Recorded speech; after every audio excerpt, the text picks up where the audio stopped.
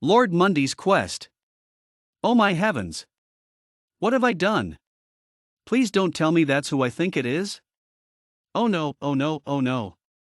For Pete's sake, Percival, calm down. I mean, yes, you've sent an arrow through his skull, so I imagine we won't be hearing Lord Mundy's voice for a while. But we're still talking, aren't we? It can't be that bad. So wait, can they still see our words? Will they know who's who or where we are? I don't see why not. What does a narrator do anyway? Nothing, if you ask me. I say we change the name of this whole blasted story. Lord Mundy's quest never sat well with me. I'm sure he did a lot. Narrators are a big deal. My great-uncle was a narrator, and he owned his own personal spoon. Granted, he still lived in a hovel, but you don't just get spoons for doing nothing. They're expensive. Mate, I'm telling you, narrators don't do anything. Just like kings. SHHHH. You shouldn't say things like that. We're in the middle of the woods, you donkey. No one else can hear. Well, I heard. And you oughtn't speak poorly of the king. That's treasonous. You're a royal pain in the behind. Oh. Be quiet. It's people like you that are ruining the kingdom. I'd say it's people like you, peasants running around the woods, shooting arrows into the skulls of their lords. What do you reckon, Gavin? I think you should leave Percival alone. He's a dimwit. Now, returning to the topic of narrators, I'm sure they do something. We just need to think. I'm telling you, they don't do anything. We're saying whatever we want, and it's working fine. I'm a big ugly loaf, and I miss my mummy, said Baldwin, as he broke down in tears. Percival, what in the— I did not say that, you did. And I'm not crying. Maybe now you will listen to me, remarked the noble Percival, wisest peasant in the land. He's narrating, somehow. Say, Percival, how are you doing that, exactly? Yes, Percival. Tell us how you're narrating. I don't know, he said in a very truthful and not false way at all. He most certainly knows. Did you hear that drivel? Hey, he's got something. What's that in your hand, Percival? Get away from me, the noble Percival shouted nobly. There he goes again. Quick! Grab him. Got him. What do you say you open your hand, mate, and show us what you're up to? No, cried Percival the Brave bravely. Almost? Got it? Open? Oomph. There we go. Say now, what's this? Is that a spoon? I've never seen a metal spoon before. I've only heard of such luxuries through story and song. It's beautiful. Just a moment, I killed Lord Mundy, so that's my spoon now. Give it back. Ignore Percival. Actually, why don't you just sit on him? That'll quiet him down. But my great UNC? Good idea. Oof. Perfect. Now, where were we? That fancy spoon, eh? What story, or song were you talking about? I was just saying that I've heard about them in stories and songs, is all. Ever heard a ballad to thine metal spoon? My mother would sing it to me when I was a wee lad.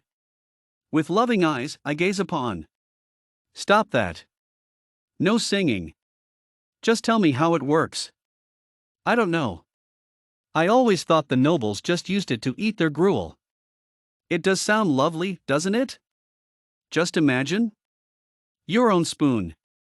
That's a nice thought, but obviously these metal spoons are for narrating. If Percival figured it out, surely we can. Isn't that right, Percival? Oof. Maybe I have to think the words in my head, instead of just saying them, said Baldwin.